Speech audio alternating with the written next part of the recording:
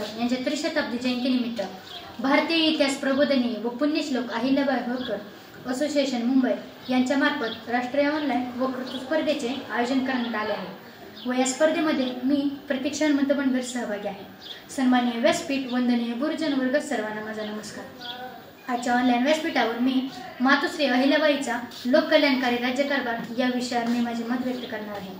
ज्यांच्या मनगटात बळ, बुद्धी आणि चातुर्य आहे तोच स्वकृत्वावर लोकाभिमुख राजा बनू शकतो असा संदेश देणाऱ्या व ज्यांच्या कृतिशील कार्याचा उल्लेख भारताच्या इतिहासात सोनेरी अक्षराने केला जातो अशा लोकमाता म्हणजेच अहिल्याबाई होळकर सर्व धर्म समभाव, अस्पृश्यता उच्चाटन, सामाजिक एकात्मता, स्त्री-पुरुष समानता, गोरगरिबांविषयी कळवळा, हुंडा पद्धतीचे उच्चाटन, अनिष्ट चालीरीती, रूढी परंपरांचे निर्मूलन, मूलदत्तक, वारसा हक्क, प्रजेविषयी तळमळ अशा कितीतरी समाजसुधारकांचे कृतिशील कार्य करणाऱ्या अहिल्याबाई होळकर यांचा जन्म 31 मे 1725 रोजी अहमदनगर जिल्ह्यातील जामखेड तालुक्यातील चौंडी या छोट्याशा खेड्यात धनगर समाजातील मानकोजी व सुशीलाबाई शिंदे यांच्या पोटी झाला।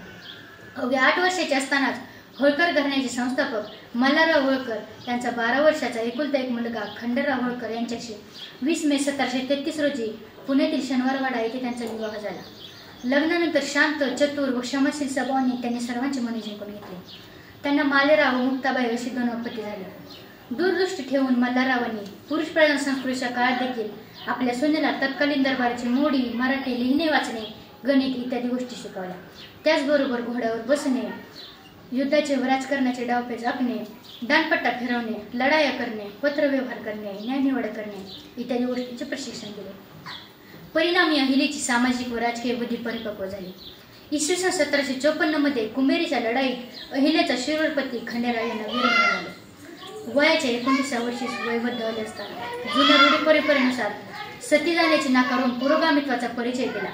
सती न जाणे म्हणजेच आयुष्यभर लोकनिंदा व चारित्र्यावर शिंतोडे हे माहीत असताना देखील सती जाणे तहकूब करण्यात त्यांनी जे मनोधैर्य दाखवले ते अद्वितीय आहे। आपण सती गेलो तर स्वर्ग मिळेल किंवा नाही कोण जाणे, पण आपण सती गेलो नाही तर लाखो प्रजनांना सुख देता येईल असा विचार करून प्रजेच्या कल्याणासाठी सती जाण्याचे नाकारले।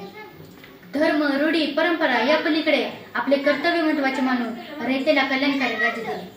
आपली प्रजा सुखी, समाधानी व संपन्न बनवण्यासाठी स्वतःच्या दुःखाचा विचार न करता धर्मनिरपेक्षता, स्वातंत्र्यता, बंधुता, समता, न्याय इत्यादी तत्वाप्रमाणे राज्य केले। पेशवा रघुनाथराव यांना होळकरांच्या राज्याचा उदवलीचा लोभ सुटला। होळकरांचे राज्य विलीन करण्यासाठी 50,000ची फौज घेऊन इंदोरवर चढाई केली। हे कृत्य क्षमस्व अहिल्याबाईला समजताच त्यांनी पेशवा रघुनाथराव यांना खरिता पाठवला व त्या म्हणतात, आपण माझे राज्य हिरावून घेण्याचे कपट रचून आलात आणि माझ्या फितुरास येऊन गाठाल। अहो, मला दुबळी समजल्यात की खोई, दुःखात बुडालेल्यास अधिक बुडवावे हा तुमचा दृष्ट येतो, पण काही हरकत नाही, आपली गाठ रणांगणात पडेल। माझ्याबरोबर युद्धात पारंगत असणाऱ्या महिलांशी तुम्हाला झुंज द्यावी लागेल। मी हरले तर कीर्ती करून जाईन आणि आपण हरला तर जगाला तोंड दाखवाय जागा होणार नाही, त्यामुळे लढाईच्या भरीस न पडाल तरीच बरे। मल्हाररावांच्या मृत्यूनंतर इंदोरवरून संस्थानाची राजधानी महेश्वर या ठिकाणी आणून कारागीर, मजूर, विणकर, साहित्यिक, कलावंत इत्यादी गुणी लोकांच्या विकासासाठी घर, जमीन व पैसा इत्यादी सोयी उपलब्ध करून दिल्या। राज्यातील पशुपक्षींना चरण्यासाठी कोरण्या राखले। मासानं कणकेचा गोळा, मुंग्यांना साखर, वाटसरूंना पिण्यासाठी पानपोया तर हिवाळ्यात लोकांसाठी उबदार कपड्यांची सोय निर्माण केली। आपल्या राज्यातील सूक्ष्मजीव ही उपाशी राहू नये याची त्यांनी दक्षता घेतली। राज्यातील गरीब व असहाय्य लोकांचे पुनस्मरण केले, त्यांच्यासाठी अन्नछत्रे व सदावृत्ती चालवली, गरीब लोकांसाठी वस्त्रांचे वाटप केले, प्रवाशांसाठी अरण्यमय प्रदेशातही आमराई बगीचे, वृक्षारोपण, विश्रांतीसाठी ओटे व धर्मशाळा बांधली। सर्व धर्म समभावाचा आदर्श मिरवत मंदिरे, मस्जिदी, दर्गा व विहार बांधली, तर काही मंदिराचा जीर्णोद्धार केला। रस्ते व महारस्ते बांधल्यामुळे पर्यटन अधिक सोयीस्कर झाले, मजुरांना काम मिळाले, सर्व जातीचे व धर्माचे लोक एकत्र आल्यामुळे एकात्मता निर्माण झाली। राज्यातील दरोडेखोरीचा बंदोबस्त करणारे यशवंत फणसे यांच्या बहादूर मुलासोबत आपल्या एकुलता एका मुलीचा आंतरजातीय विवाह लावून दिला व जातीभेदाला तड दिला। अहिल्याबाई या समाजसुधारक होत्या। त्यांनी धर्मातील रूढी आणि परंपरांचा आंधळेपणाने कधीही स्वीकार केला नाही। त्यांनी एकच धर्म पाळला तो म्हणजे मानवता धर्म।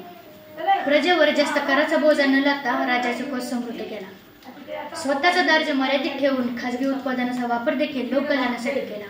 अशी अनेक विधायक कामे संपूर्ण भारतात केल्यामुळे त्या खऱ्या अर्थाने लोकमाता व राष्ट्रमाता झाल्या.